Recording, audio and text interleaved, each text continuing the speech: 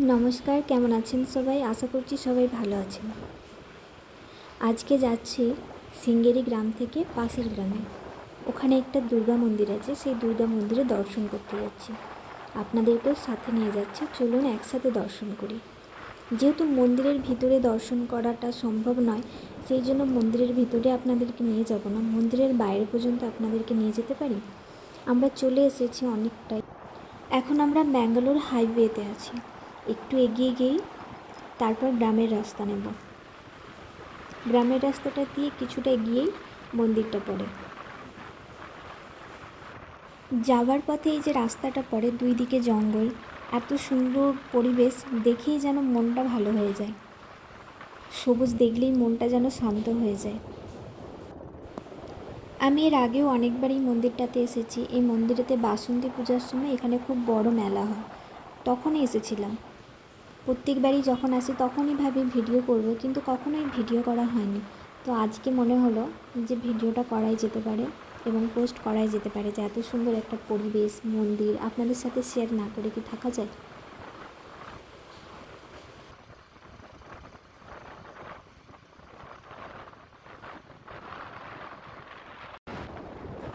সামনে কতগুলো গরু আছে। এই গরুগুলো কারোর পোষ্য নয়, এই গরুগুলো বনের গরু। এখানেই সারাদিন খায়, এখানেই ঘুরে বেড়ায়।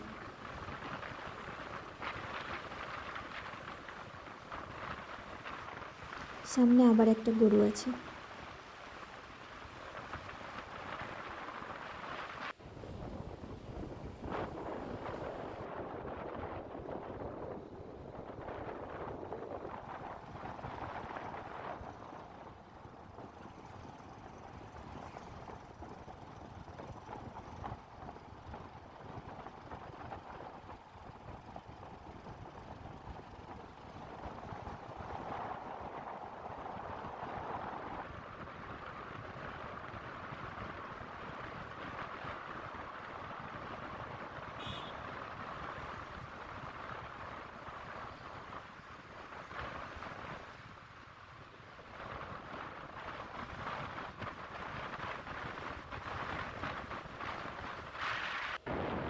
এই যে চলে এসেছি, গাড়িটা যেদিকে ঘুরছে এইখান থেকে শুরু হচ্ছে ওই গ্রামটা।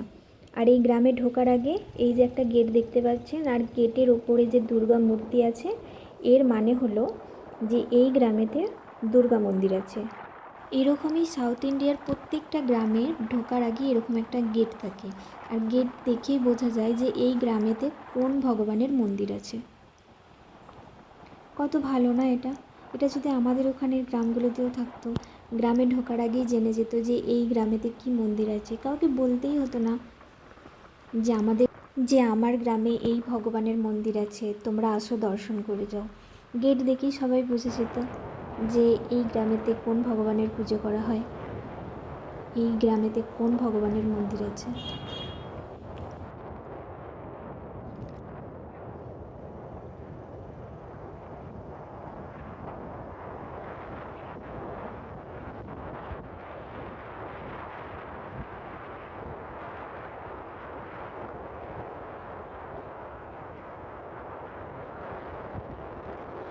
এই যে আমরা চলেই এসেছি মন্দিরেতে।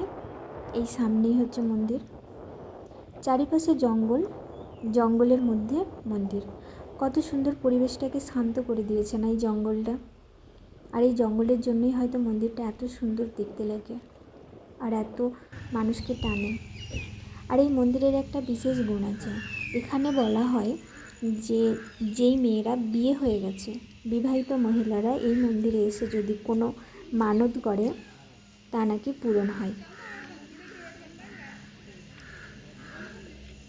কত সুন্দর পরিবেশটা না এখানে, চারপাশে কত শান্ত একটা জায়গা।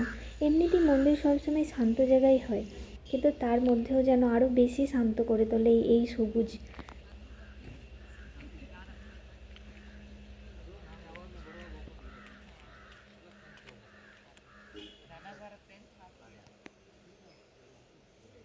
মন্দিরে যেহেতু আর ফোন নিয়ে যাওয়া যাবে না, তো আমি মন্দিরের বাইরে থেকে একটু চারিদিকটা দেখিয়ে দিই।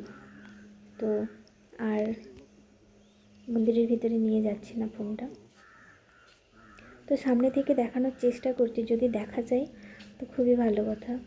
না দেখা গেলে আর কিছু করার নেই। না দেখা তো যাচ্ছে না এতটা দূর থেকে, তা মন্দির থেকে ঘুরে এসে আবার ভিডিওটা কন্টিনিউ করব।